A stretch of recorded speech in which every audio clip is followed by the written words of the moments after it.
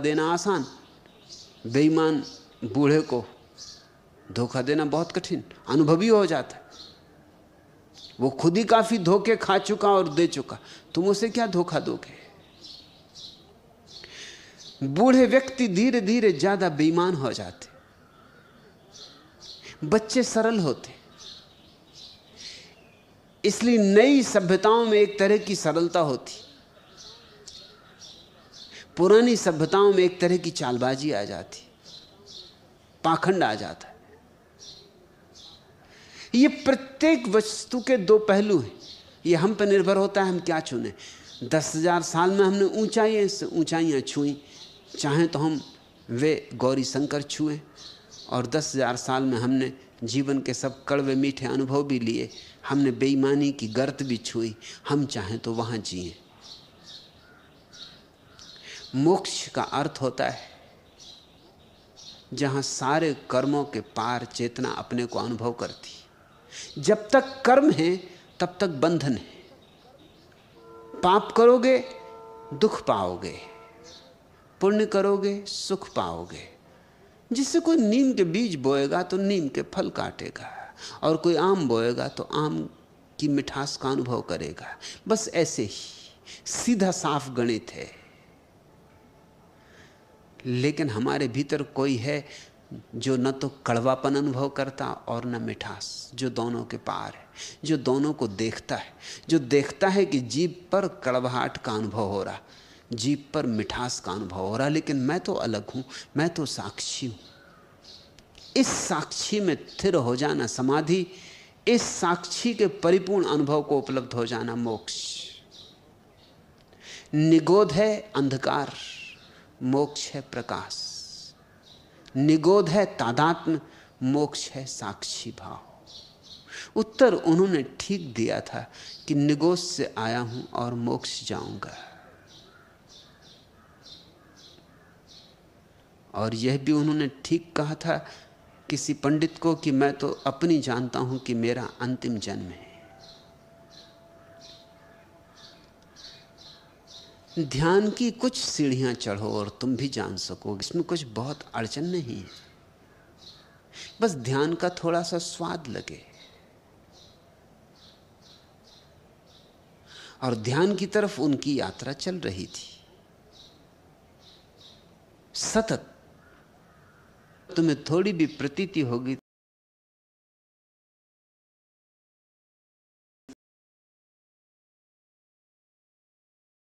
तुम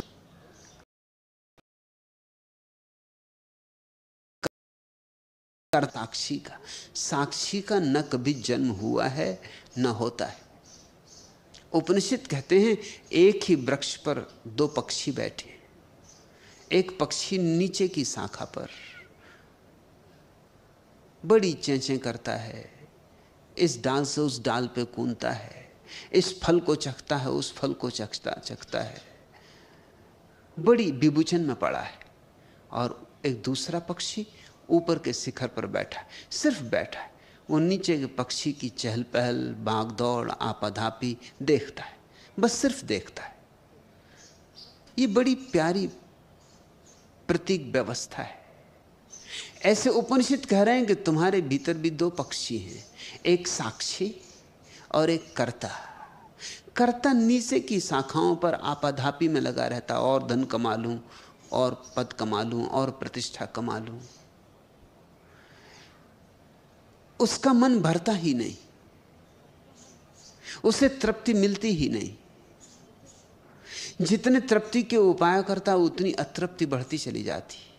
लेकिन ऊपर एक साक्षी है जो सिर्फ देखता है, इस नीचे के पक्षी की उधेड़बुन देखता है, व्यर्थ की परेशानी देखता है, सिर्फ देखता है, दर्पण की भांति है, कुछ बोलता नहीं।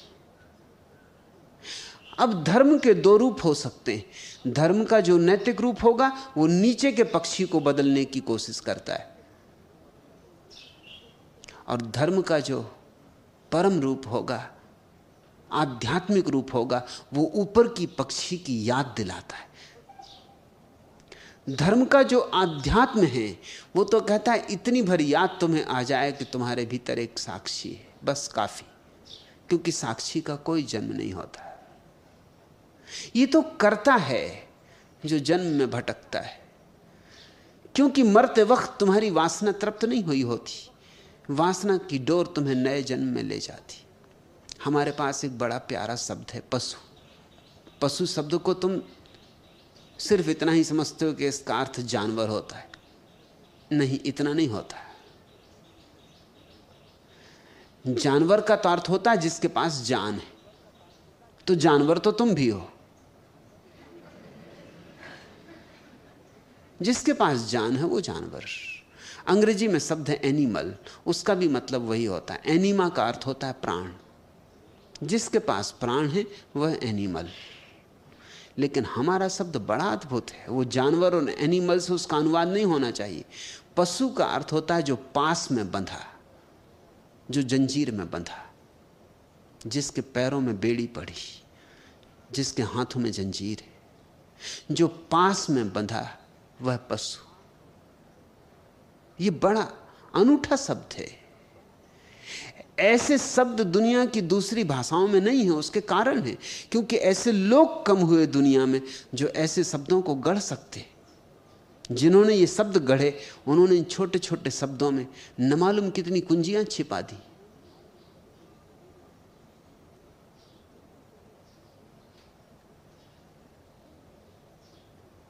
ये जो तुम्हारा पशु है, ये किन जंजीरों में बंधा है? कोई दिखाई पड़ने वाली जंजीरें तो नहीं, अदृश्य जंजीरें हैं वासना की, आकांक्षा की। यह मिल जाए, वह मिल जाए, 24 घंटे कुछ मिल जाए। मरते वक्त भी तुम मिलने की आकांक्षा से ही भरे हुए मरते हो। और जो तुम्हारे मिलने की आकांक्षा, पाने की आकांक्षा है, वही तुम्हारे नए जन्म का कारण बन जाती। वही पास तुम्हें नए गर्भ में खींच ले जाता है। नहीं तो नए गर्भ की कोई संभावना नहीं। द्वार ही टूट गया, राह ही मिट गई। जिसने ध्यान का अनुभव किया वह कह सकता है यह मेरा अंतिम जन्म है। इसमें कोई अहंकार नहीं है, इसमें सिर्फ तथ्य का निवेदन है कि मैंने अपने साक्षी रूप को देखना शुरू कर दिया है। साक्षी तो पशु नहीं, साक्षी परमात्मा है। साक्षी पर तो कोई वासना नहीं है। साक्षी तो परम तृप्त है, जैसा है वैसा ही तृप्त है, जहां है वहीं तृप्त है। कहीं और नहीं होना है, कहीं और नहीं जाना है, कुछ और नहीं पाना है। साक्षी तो परितोष का नाम है, परम संतोष का नाम है, आत्यंतिक तुष्टि का नाम है। जिसको ऐसी झलक मिलने लगी वो कह सकता है ये मेरा अंतिम जन्म है। लेकिन पंडित विवादों में पड़े रहते हैं। वो इसी फिक्र में लगे रहते हैं कि अगला जन्म होगा, क्यों होगा, कैसे होगा, होता भी है कि नहीं होता।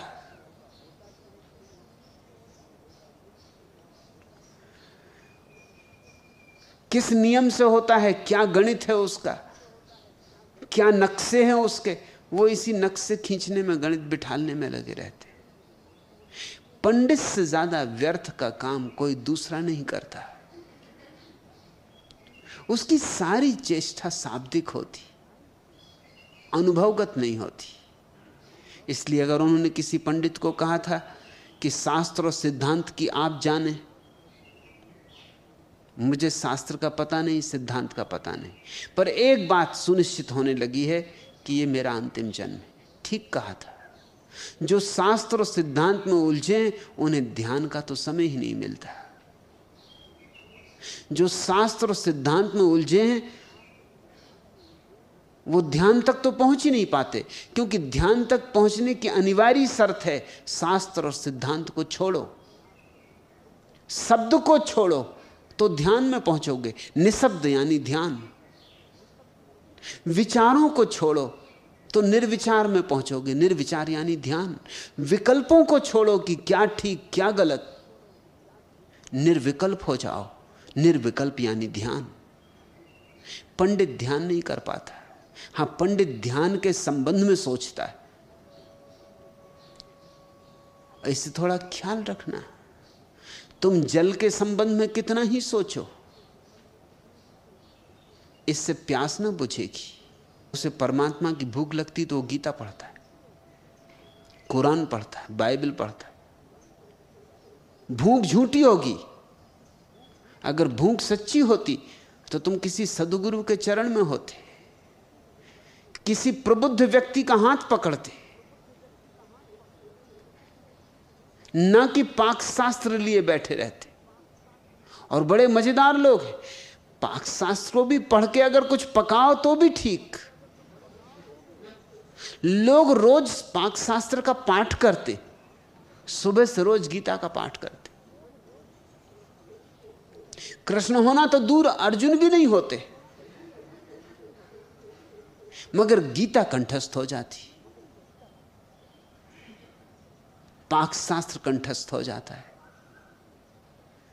तो एक एक बात बता सकते कि रोटी कैसे पकाई जाती, मिष्ठान कैसे बनाए जाते,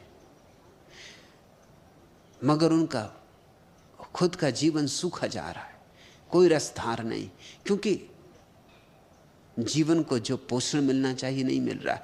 पाक शास्त्र पोषण नहीं देते। पाक शास्त्र को घोंट के पी जाओ तो भी पेट नहीं भरेगा, बीमार भला हो जाओ मगर पेट नहीं भरेगा। धर्म शास्त्र से भी पेट नहीं भरता, आत्मा नहीं भरती। और ज्ञान और ध्यान का यही भेद है। ज्ञान है ईश्वर के संबंध में विचार, और ध्यान है ईश्वर में छलांग। ज्ञान है पाकशास्त्र और ऊहापोह, और ध्यान है सब शब्दों से मुक्ति, ऊहापोह से छुटकारा, मौन में प्रवेश। इसलिए महावीर ने अपने सन्यासियों को मुनि कहा। ये सारे शब्द प्यारे हैं। मुनि का अर्थ जो मौन में प्रविष्ट हो गया। लेकिन कितने जैन मुनि मौन में प्रविष्ट मालूम होते, बैठे शास्त्रों को पढ़ रहे हैं और उन्हीं शास्त्रों को लोगों को समझा रहे हैं। मौन कहां है? और मुनि हो गए। आचार्य तुलसी ने मुझसे पूछा, एक प्रसिद्ध जैन मुनि ने, कि ध्यान कैसे करें। मैंने कहा ध्यान नहीं किया तो मुनि कैसे हुए? लेकिन हम शब्द का अर्थ भी भूल गए। सीधा साधा अर्थ है मौन। मौन को जो उपलब्ध हो जाए वह मुनि। बुद्ध ने अपने सन्यास के लिए नाम चुना था भिक्षु। जो ऐसा जान ले कि मेरा कुछ भी नहीं है इस संसार में, वह भिक्षु। वो सम्राट भी हो सकता है तो भी भिक्षु, क्योंकि वो जानता है मेरा कुछ भी नहीं। जिसने मालकियत की भ्रांति छोड़ दी वह भिक्षु। और सन्यास का क्या अर्थ होता है? सम्यक न्यास, जिससे जीने की ठीक ठीक कला आ गई, और जीने की कला में मरने की कला समाहित है। जीने की ठीक कला, मरने की ठीक कला जिससे आ गई वह सन्यासी है। और जीने की ठीक कला के लिए मुनि होना पड़े और मरने की ठीक कला के लिए भिक्षु होना पड़े। इसलिए मैंने सन्यास शब्द चुना, क्योंकि सन्यास मुनि और भिक्षु दोनों को अपने में आत्मसात कर लेता है। ये दोनों शब्दों से बड़ा है। मुनि जीवन की कला है और भिक्षु मृत्यु की कला है। बुद्ध ने अपने भिक्षु के लिए पीत वस्त्र चुने थे, क्योंकि पीला रंग मौत का रंग है। जब पत्ते मरने के करीब होते हैं तो पीले पड़ जाते, जब व्यक्ति मरने के करीब होता है तो चेहरा पीला पड़ जाता है। पीला रंग मृत्यु का प्रतीक है, इसलिए बुद्ध ने भिक्षु के लिए पीत वस्त्र चुने, क्योंकि भिक्षु की कला ही एक बात है में निर्भर है, कैसे मरूं, ऐसे मरूं कि फिर दोबारा जन्म ना हो। मगर तुम ठीक से तभी मर सकते हो जब तुम ठीक से जिए हो। मरना कोई ऐसी चीज नहीं है कि बस एक क्षण में तुम साध लोगे। तुमने जीवन भर साधा हो ठीक से जीना, और ठीक से जीने के लिए मौन कला है। तुम जिए हो शांत भाव से। जगत में उठते रहे तूफान और कोई तूफान तुम्हें कपाए ना। अंधड़ चले और कोई अंधड़ तुम्हें हिलाए ना। चीजें बने और मिटें और तुम अप्रभावित रह जाओ, अस्पर्शित। ऐसा तुम्हारा मौन हो तो तुमने जीवन की कला जानी, और जो जीवन की कला जानेगा वही एक दिन मृत्यु के परम रहस्य को समझ सकेगा। मैंने संन्यास शब्द चुना क्योंकि उसमें दोनों समाहित है, जीने की, मृत्यु की कला।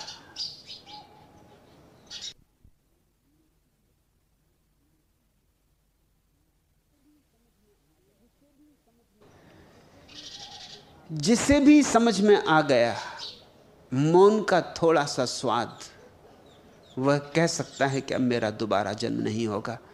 सच तो यह है, वो कह सकता है मेरा कभी जन्म हुआ ही नहीं। ज़ेन फकीर जापान में कहते हैं कि बुद्ध का ना तो कभी जन्म हुआ और ना वो कभी मरे।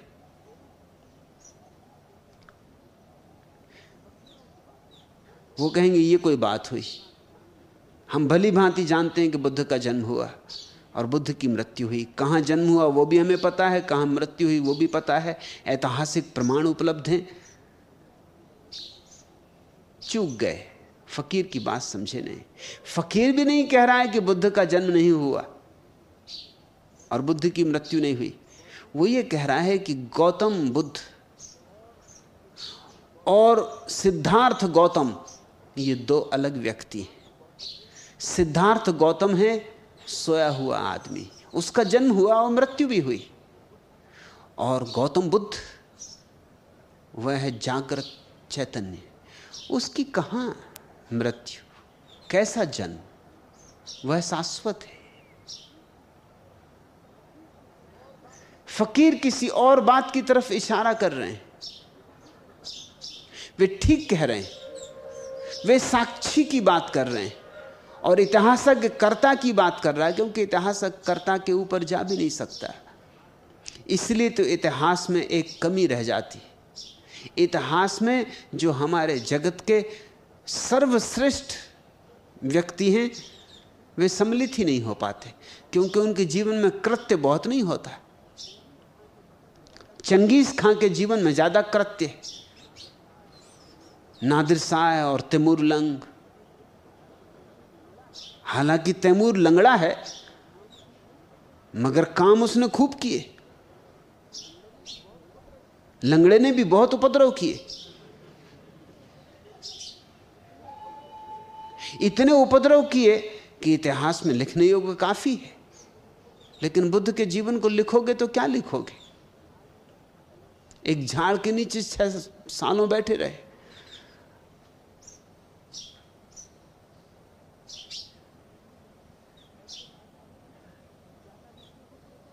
ज्यादा लिखने को कुछ है नहीं, और जो घटा वो भीतर घटा, उसका बाहर कोई प्रमाण नहीं।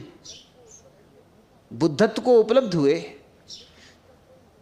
लेकिन इसका कोई बाहरी साक्ष्य तो है नहीं। नापने की कोई कसौटी नहीं, मापने का कोई तराजू नहीं। जो घटा भीतर घटा। बुद्ध कहते हैं जिनको श्रद्धा है वो स्वीकार कर लें, जिनके पास आंखें हैं वो देख लें।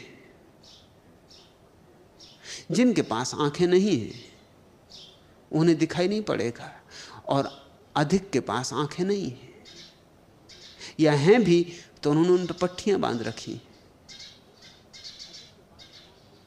अधिक के पास कान नहीं और हैं भी तो उन्होंने उनको बिल्कुल बंद कर रखा है, और अधिक के पास हृदय नहीं है, और अगर हैं भी तो हृदय से वो सुनते नहीं, हृदय से गुनते नहीं, खोपड़ी में ही उनका सारा जीवन नियोजित हो गया है। तो बुद्ध के जीवन में क्या लिखो, महावीर की जीवन की कथा लिखनी हो तो क्या लिखो, बड़ी कठिनाई है। उपन्यासकार कहते हैं कि अच्छे आदमी की जिंदगी पर उपन्यास नहीं लिखा जा सकता, कुछ होते नहीं लिखने योग। चोरी हो, डकैती हो, शराबी हो, हत्यारा हो, वैश्यागामी हो, तो कुछ उपन्यास बनता।